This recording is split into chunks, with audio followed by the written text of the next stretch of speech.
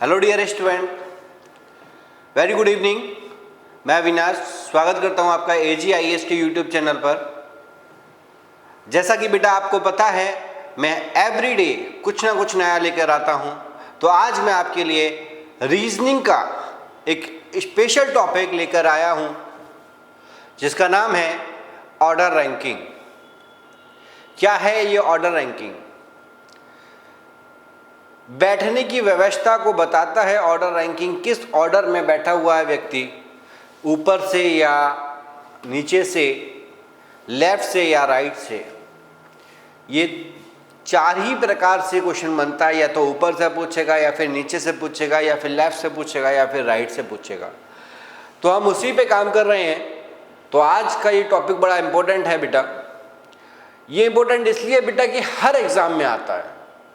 आप किसी भी एग्जाम में बैठ जाइए, कोई भी एग्जाम आप दे रहे हो, उस एग्जाम में ये क्वेश्चन पूछे जाते हैं।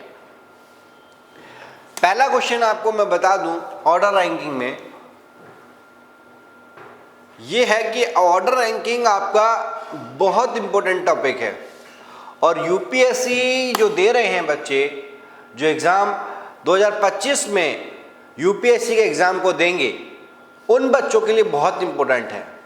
रीज़न क्या है बेटा कि 2024, 2023 में, 22 में, इन तीनों साल में यूपीएससी ने सीसेट में रीजनिंग में आपका ऑर्डर रैंकिंग से 2 से 3 क्वेश्चन पूछे हैं। 2 से 3 क्वेश्चन मतलब आप समझ सकते हैं, एक क्वेश्चन 2.5 नंबर का होता है, तो 3 क्वेश्चन हो गए आपके 7.5 नंबर के। तो 7.5 नंबर आपको यहीं से मिल रहे हैं एक अकेले टॉपिक से। अगर आप अदर एग्जाम की बात करें, जैसे आपका एसएससी हुआ, आपका बैंक हुआ, या आपका कोई स्टेट गवर्नमेंट का एग्जाम हुआ, उन सब में भी ये क्वेश्चन पूछे जाते हैं। तो देर ना करें और जुड़ जाएं। अगर सेशन अच्छा लगे तो लाइक करें, शेयर करें, और हाँ, सब्सक्राइब करना मत भूलिएगा। बेल आइकन जरूर दबा दीजिएगा ताकि आपको हमारे सारे सब्जेक्ट के नोटिफिकेशन मिलते रहें। तो जल्दी आ जाइए, फटाफट जुड़ जाइए, और इस वीडियो को ज़्यादा से ज़्यादा लोगों को शेयर करें ताकि उन्हें भी पता लगे कि ऑर्डर रैंकिंग के क्वेश्चन कैसे होते हैं, किस तरीके से करने हैं। बड़ा ही सिंपल मेथड से मैं आपको क्वेश्चन कराऊंगा, जनरल तरीके से। बस जुड़े रहिए मेरे साथ एंड तक। फटाफट आ जाइए। पहला क्वेश्चन आपके सामने ये रहा। Usha run faster than Kamala, Preeti run slower than Swati, Swati run slower than Kamala, who is the slowest runner? सबसे धीमा कौन भागता है? बस 3 व्यक्ति हैं, उषा, कमला और प्रीति। 3 व्यक्तियों की दौड़ हो रही है। उषा कमला से तेज दौड़ती है।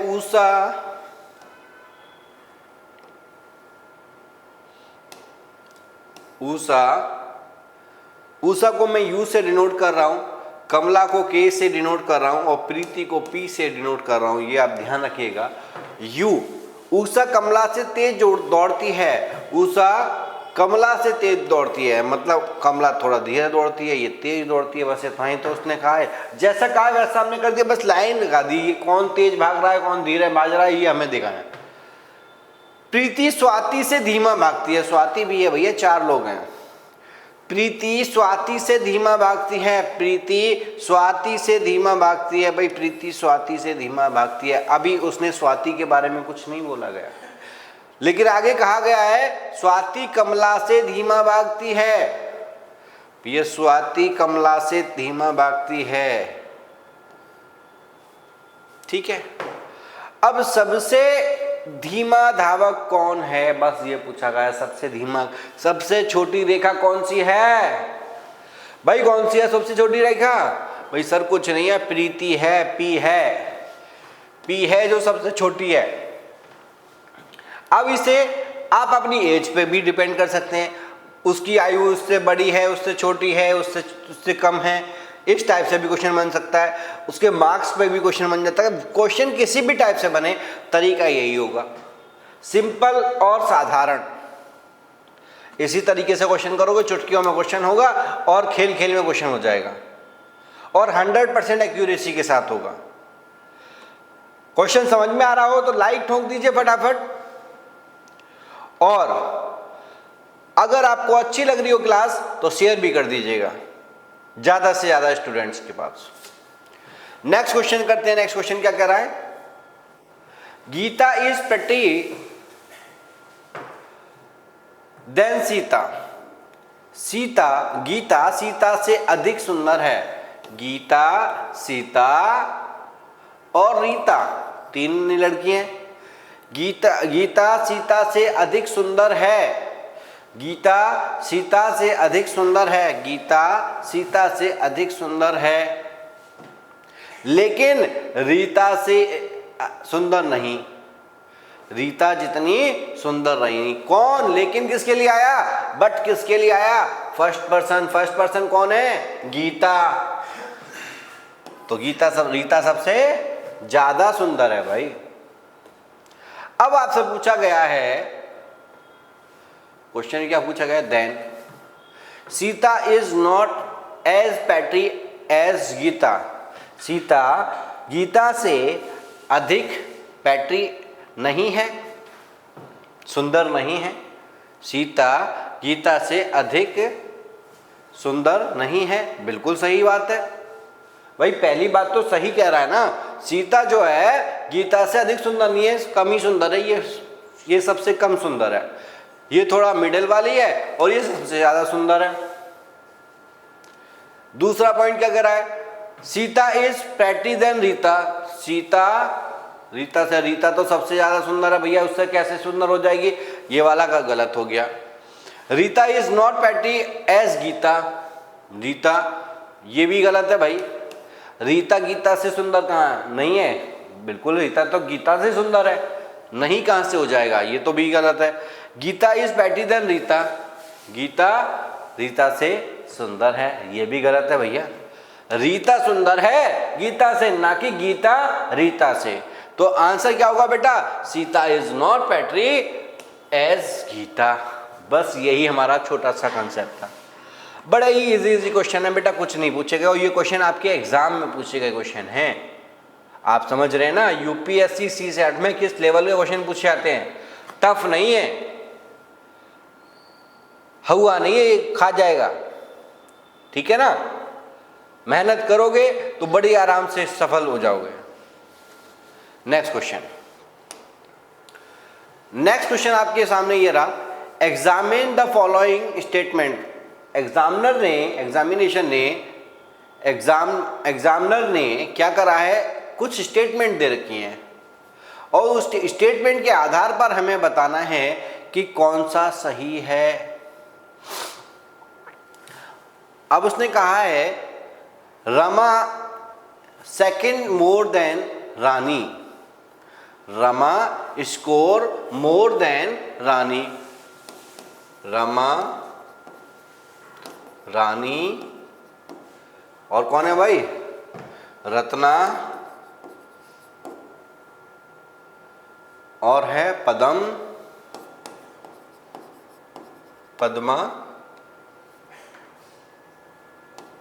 ठीक है, और कोई है? बस रत्ना, रामा, ये 4 लोग ही हैं। पहली लाइन कह रही है Rama score more than Rani. Rama का स्कोर रानी से अधिक है। Rani score less than Ratna. Rani का स्कोर रत्ना से कम है। Rani score less than Ratna. Rani का भी स्कोर रत्ना से कम है। ठीक है। Ratna score more than Padma. भाई Ratna score more than Padma. ठीक है, दोनों को इक्वली कर लेते हैं। अभी तो ऐसा कुछ कहा नहीं है रानी और पद्मा में कुछ। Padma score more then Rama. अब देखो इसमें एक लाइन गलत हो रही है, Ratna score more than Padma, Ratna का स्कोर पद्मा से अधिक है। अब वो उसने कहा है, पद्मा कह रही है Padma score more then Rama, Padma का स्कोर मोर देन रामा, तो भैया रत्ना और भी ज्यादा अधिक होगा, सिंपल सी बात है। More than Rama but less than Ratna, वो तो बात है ही है, सही है। मतलब रत्ना सबसे ज्यादा स्कोर आया है, दूसरे नंबर पे पद्मा का आया, तीसरे नंबर पे रामा का और चौथे नंबर पे रानी है। अब उसने कहा सर्वाधिक अंक किसने प्राप्त किए, भाई सबसे लंबी रेखा कहां जा रही है, रत्ना पे जा रही है, तो आंसर क्या होगा, रत्ना होगा। कुछ करा हमने इसमें, जो उसने कहा वो हमने कर दिया। यही पूछा था सबसे अधिक अंक किसने पे, हाईएस्ट अंक किसके प्राप्त हुए, हाईएस्ट किसने अंक प्राप्त किए हैं, रत्ना ने। बड़ा ही इजी कंसेप्ट है बेटा, बहुत इजी कंसेप्ट है। अगर आप सही से पढ़ लेंगे तो 100% एक्यूरेसी के साथ क्वेश्चन का आंसर कर पाएंगे। कंसीडर दैट, अब देखो ये भी क्वेश्चन ऐसा ही है, A B C D E, 5 लोग हैं, ए बी सी डी और E. A is taller than B, A B से बड़ा है। C is taller than A, C is taller than A, C और ए से भी बड़ा है। D is taller than C, D C से भी बड़ा है। E is tallest of all, E सबसे ही बड़ा है। अब उसमें कुछ करना है बेटा, if they are made to sit in the above order their height, height के अकॉर्डिंग लगाओ, how will occupy the mid position, बीच में कौन है, मिड वाला पूछना है भैया। जो तीसरे नंबर पे मिड बॉय होगा, 5 में से मिड वाला कौन सा होगा, अगर आपको बीच वाला निकालना है तो कौन सा होगा, 5वां होगा, चाहे आप तीसरा होगा, चाहे आप आगे से ले लो चाहे पीछे से करो, चाहे आगे से चलो चाहे पीछे के अकॉर्डिंग चलो, बीच वाला होगा। बीच वाला कौन है, सी है, और सी क्या है हमारे पास, ऑप्शन नंबर सी। उसने यही तो कहा है मिड में कौन सा अधिक है। यदि उन्हें ऊंचाई के उपरोक्त में क्रम में बैठाया जाए तो मध्य में कौन बैठेगा, सबसे बड़ा कौन है, ई है, उससे छोटा डी, उससे छोटा सी, उससे छोटा ए, उससे सबसे छोटा बी, तो मिड वाला कौन सा है, सी है। हाँ, अगर क्वेश्चन में पूछे तो सबसे छोटा कौन सा है तो बच्चा फंस जाता, तब हमें बी बताना पड़ता। ठीक है, सबसे बड़ा पूछ लिया, सबसे छोटा पूछ लिया, चाहे मिड वाला पूछ ले, तो आपको कुछ नहीं है, जो पूछा गया वो हमें आंसर देना है फटाफट। क्लियर है? आई होप कि आपको समझ में आ रहा होगा कि हम क्या बात कर रहे हैं। क्लियर है प्यारे बच्चों? क्लियर है? चलिए नेक्स्ट क्वेश्चन करते हैं। नेक्स्ट क्वेश्चन आपके सामने ये रहा, A is richer than B, A B से, अब रिचर आ जाए भाई, अमीर आ जाए या गरीब आ जाए, इससे कोई मतलब थोड़ी ना होता। ए बी से अधिक धनवान है, ए जो है बी से अधिक धनवान है, सी ए से अधिक धनवान है, सी जो है ए से भी अधिक धनवान है, डी सी से अधिक धनवान है, डी जो है सी से अधिक धनवान है, ई सभी से अधिक धनवान है। भाई वो पुराना वाला ही क्वेश्चन हो गया, ये तो पुराना वाला ही क्वेश्चन हो गया, रिपीटेशन चल गया। देखो इसमें भी तो ये यहाँ टॉलर देन दे रखा है, यहाँ लंबा दे रखा है और यहाँ धनवान दे रखा है, बात इतनी है बस, बाकी और तो सब सही है, सेम है। अब उसने क्वेश्चन क्या पूछा गया, देखो यदि उन्हें उपरोक्त अमीर की श्रेणी में धनवानों की श्रेणी में बैठाया जाए तो केंद्र पद में वही सेम कंडीशन, बीच में कौन बैठा है, सबसे बड़ा, सबसे ज्यादा धनवान, उससे कम धनवान, उससे कम धनवान, उससे कम धनवान और सबसे कम धनवान, ये है। तो भैया कौन कौन सा हो गया हमारे पास, E D C A B, तो बीच में कौन बैठा है, सी बैठा है, तो आंसर क्या होगा, डी ऑप्शन। क्लियर है भाई? कुछ नहीं था मेरे प्यारे बच्चों इसमें, बस धनवान और लंबाई का अंतर करा, नहीं दोनों क्वेश्चन सेम है। ये 2023 में पूछा गया था क्वेश्चन और वो क्वेश्चन 2022 में पूछा गया था। ये क्वेश्चन आपका 2022 में पूछा गया था बेटा, और ये क्वेश्चन आपका 2023 में पूछा गया है। तो आप समझ सकते हैं ना कितना इजी क्वेश्चन पूछे गए हैं। अगर एक नॉर्मल बच्चा भी इसे करेगा तो 100% एक्यूरेसी के साथ सही करके आएगा। ठीक है, बस करने का तरीका पता होना चाहिए, आंसर चुटकियों में निकलेगा। मैक्सिमम 10 सेकंड में क्वेश्चन सॉल्व हो जाएगा। 10 सेकंड में किस लिए ले रहा हूं? पढ़ने के लिए, इस डायरेक्शन को पढ़ने के लिए 10 सेकंड लेंगे और 10 सेकंड में आंसर आएगा आपके हाथ में। मेहनत करोगे तो सफलता बहुत आसान है हासिल करना। अगला क्वेश्चन देखो बेटा, यहां भी वही है, बड़ी है छोटी है, भाई छोड़ो, क्वेश्चन कर लेना, इसे होमवर्क है इसका मुझे कमेंट बॉक्स में कमेंट करके मुझे बताएंगे आप। मैं इस क्वेश्चन को नहीं कराऊंगा, बहुत सिंपल क्वेश्चन है। ये क्वेश्चन देखते हैं, स्टेटमेंट दे रखी है और कंक्लूजन भी दे रखे हैं, सॉरी स्टेटमेंट दे रखी है, अब इनमें से कौन सा सत्य है वो बताना है। लेडी फिंगर, भैया भिंडी पत्ता गोभी से ज्यादा स्वादिष्ट है। अरे मेरे बच्चे ये तो क्वेश्चन कराया ये अभी, टेलर देन, और अभी दोनों क्वेश्चन कराए, ये भी भैया HW है, ये भी HW है, इसमें भी कुछ है नहीं। ये वो क्वेश्चन है बेटा जो एग्जाम में पूछे गए हैं आपके, ये 2024 तक जो एग्जाम में पूछे गए हैं यूपीएससी सीसेट में, वो क्वेश्चन लेके आया हूं मैं आपके सामने। अब देख लो आप कितने इजी क्वेश्चन पूछ रखे हैं। मैं इसमें क्या बताऊंगा आपको, बार बार वही चीजें तो नहीं बताऊंगा। इसके आंसर भी आप मुझे कमेंट बॉक्स में लिख के बताएंगे। ठीक है, नेक्स्ट क्वेश्चन करते हैं, समय ना वेस्ट करते हुए आगे देखते हैं। क्वेश्चन आपका यहां एक थोड़ा सा इसने स्टेटमेंट में फंसा रखा है और कुछ नहीं है। वो कह रहा है either A and B are of the same age. A और बी जो है, ए बी सी डी, 4 लोग हैं, 3 कंडीशन है भैया, 3 कंडीशन में 4 की बात हो रही है, मैंने चारों लिख दिया है। Either A and B are of the same age और A is older than B. A और बी दोनों सेम एज के हो सकते हैं, या ए बड़ा हो सकता है बी से, छोटा नहीं होगा। या तो बराबर के होंगे या फिर ए बड़ा हो सकता है, ऐसा उसने बोला। हम इसे बड़ा भी मान सकते हैं, दोनों बराबर भी हो सकते हैं। ऐसे ही उसने कहा है सी और डी सेम एज, सी और डी भी सेम एज के, या डी इज ओल्डर देन सी। क्या है, या हो सकता है डी सी से बड़ा हो।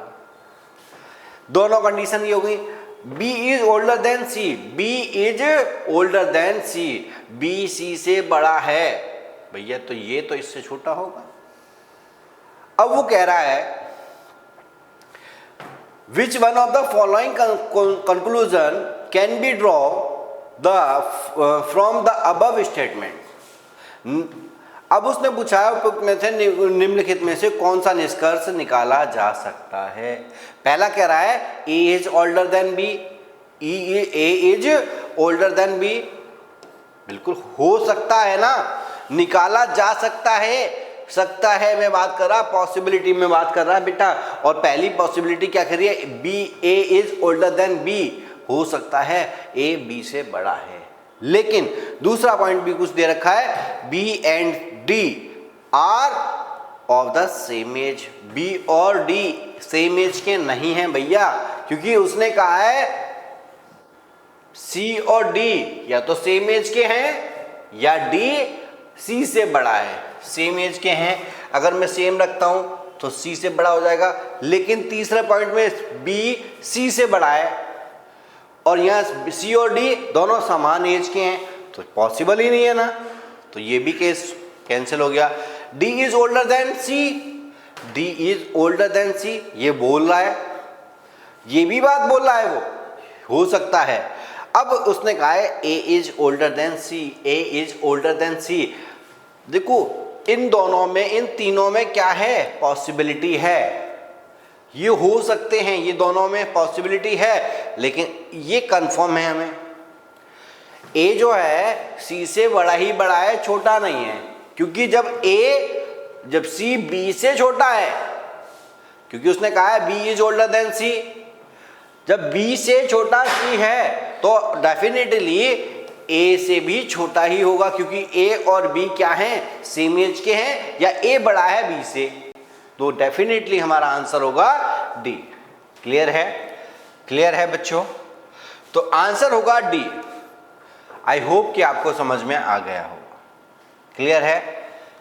क्वेश्चन के ऑप्शन को सही से पढ़ोगे तब आंसर निकलेगा इसका।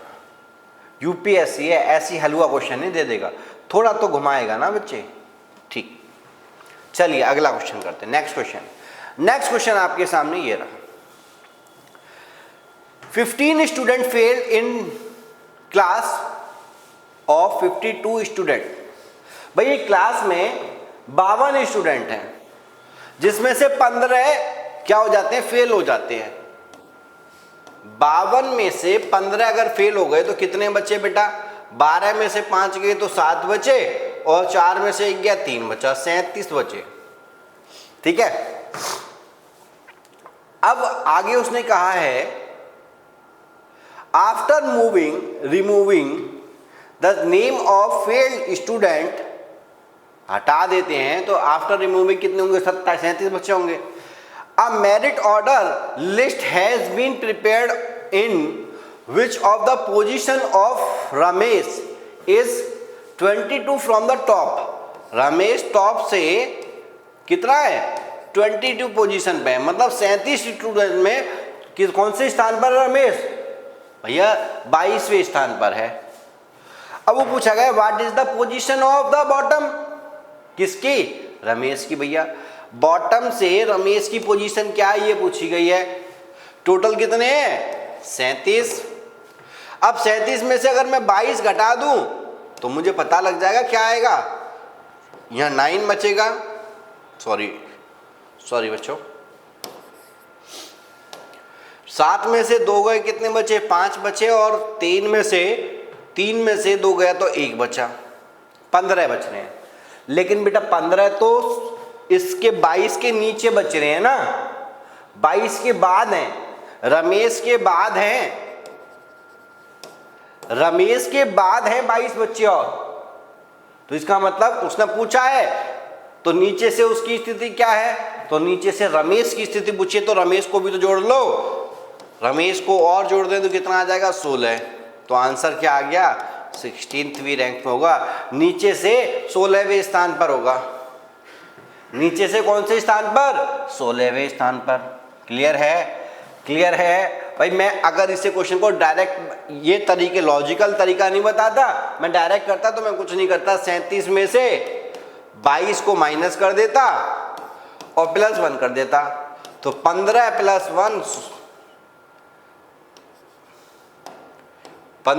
1 कितना हो गया सर, 16 हो गया। खत्म कहानी, में यही खत्म कर देता। समझाने के लिए मैंने आपको ये इस तरीके से डायग्राम बना के सॉल्व कराया। आई होप कि आपको क्लियर होगा। लाइक कर दीजिएगा बेटा अगर समझ में आ रहा है तो, आपको समझ में आ रहा है तो लाइक कर देना, और चैनल को सब्सक्राइब जरूर कर देना, और अच्छी वीडियो के लिए बेल आइकन पर भी अंगूठे पर क्लिक कर दीजिएगा, ताकि सारी वीडियो आपको पास तक टाइमली पहुंचती रहे। ठीक है, चलिए अगला क्वेश्चन करते हैं। नेक्स्ट क्वेश्चन आपके सामने ये रहा। There are 25 boys in horizontal row. एक रो है हॉरिजॉन्टल, क्षैतिज रेखा है, जिसमें 25 बॉय है। Rahul was shifted 3 place. Rahul को 3 प्लेस पे शिफ्ट कर दिया, मतलब 1 2 3, राहुल को यहां बैठा दिया, 3 प्लेस शिफ्ट कर दिया गया, तो राहुल यहां आ गया। Shifted towards his right side, occupied the middle position. Rahul को शिफ्ट करते हैं तो वो मिडिल पोजीशन पर पहुंच जाता है, तो मतलब इसका मतलब क्या था, राहुल पहले 10वें स्थान पर था। भाई सिंपल सी बात है, राहुल को शिफ्ट करते हैं तो 13वें स्थान पर पहुंच जाता है, मिडिल में पहुंच जाता है। 25 का मिडिल क्या होगा, 13 होगा। 25 लोग हैं, 12 इधर होंगे और 12 इधर होंगे, बीच वाला क्या होगा, 13वें स्थान पर होगा। तो भाई सीधी सीधी बात है, मिडल यहाँ हो गया, 13वें स्थान पर हो गया। 10 स्थान, 3 स्थान खिसका दिया तो 10वें स्थान पर ही हो गया। पहले 10वें पे था, 3 स्थान और खिसका दिया तो वो 13वें पहुंच गया। What was the original point, original point का क्या थी उसकी, यही थी from the left hand side. भाई लेफ्ट ये होता है बेटा और राइट ये होता है। भैया मैंने तो इसमें कुछ करा ही नहीं, आंसर तो सीधा सीधा आ गया। लेफ्ट से वो कौन सी पोजीशन पे, ये पूछा गया लेफ्ट से कौन सी पोजीशन पे था, पहले कौन से पोजीशन पे था भाई, 10वीं पोजीशन पे था, कहानी खत्म। आंसर क्या हुआ, 10th पोजीशन। भैया इसमें कुछ करना ही नहीं था, मैंने केवल डायग्राम बनाया, उसके बनाते बनाते आंसर निकल के आ गया। लेकिन आना चाहिए बेटा डायग्राम, अगर नहीं डायग्राम आता तो बेटा बैठे रहोगे। क्वेश्चन जैसे जैसे बोल रहा है वैसे बनाना है आपको, और कुछ करना नहीं है। आंसर 100% एक्यूरेसी के साथ आपका होगा सही। चलिए नेक्स्ट क्वेश्चन करते हैं। नेक्स्ट क्वेश्चन आपके सामने ये रहा, there are 3 person ABC are standing in a queue, not necessary in the same order. There are 4 persons between A and B, 7 persons between B and C. If they are 11 persons ahead of C and 13 behind of A, what could be the minimum number of persons in the same queue?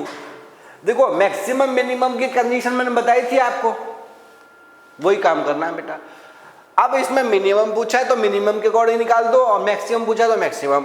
और सबसे पहले maximum देख लो। Maximum निकालने के लिए आपको क्या करना है, कुछ नहीं करना सर। ए और बी, ए बी और सी, ये 3 है। मैक्सिमम की बात कर रहा है। ए और बी के बीच में कितने लोग बैठे हैं, 4 लोग बैठे हैं। ए और बी के बीच में कितने लोग हैं, 4 लोग हैं। तो ए और बी के बीच में 4 बैठा दिए, ठीक है। बी और सी के बीच में कितने हैं, 7। अब वो कह रहा है if there are 11 person ahead of C, C के आगे कितने हैं भाई, ये तो बोला है उसने। सी से आगे 11 व्यक्ति हैं और ए के पीछे कितना, यहां कितने व्यक्ति हैं, 13। तो कतार में व्यक्तियों की न्यूनतम संख्या पूछी है और ये अधिकतम वाली निकल के आ गई। अधिकतम में कितना आ जाएगा बेटा, 13 और 4 17, 17 और 7 24, 24 और 1 25, 25 और 35, 35 36, 37 38। अधिकतम कितना होगा, 38। मैक्सिमम कितना होगा, मैक्सिमम कितना होगा बेटा, 38। और ऑप्शन में भी 38 है। 90% स्टूडेंट मैक्सिमम निकाल के चल देंगे सर ये आंसर है, जो कि गलत हो जाएगा। इस क्वेश्चन में गलती होने के चांस ज्यादा है और ज्यादातर बच्चा इसी क्वेश्चन पर टिक करेगा और चलता बनेगा। भैया मैक्सिमम नहीं पूछा है उसने, मिनिमम पूछा है, तो मिनिमम का आंसर निकालना है, मैक्सिमम मत निकालो। तो मिनिमम कैसे बना सकते हैं सर, सर मैक्सिमम ऐसे बना सकते हैं, ए को और बी को बीच में उसने 4 कहा है। बी और सी के बीच में कितने लोग हैं, 7 लोग हैं सर, 7 लोग हैं तो 4। बी और सी के बीच में कितने हो गए, 2 हो गए। अब उसने कहा है भाई ए के पीछे कितने, 13 लोग हैं, 2 तो ये हो गए, तीसरा ये हो गया, इसके आगे कितने, 10। और उसने कहा है यहां भी कुछ बोला होगा, हाँ, सी से आगे कितने, 11 लोग हैं। सी के आगे 11 लोग हैं बेटा। तो 2 तो ये हो गए, 3 ये हो गया, 4 ये हो गए, 2 3 और 4 7, 7 और 1 8, और 8 और 3 11, आगे 3 होंगे। अब टोटल कर लो, 10 और 2 12 और 4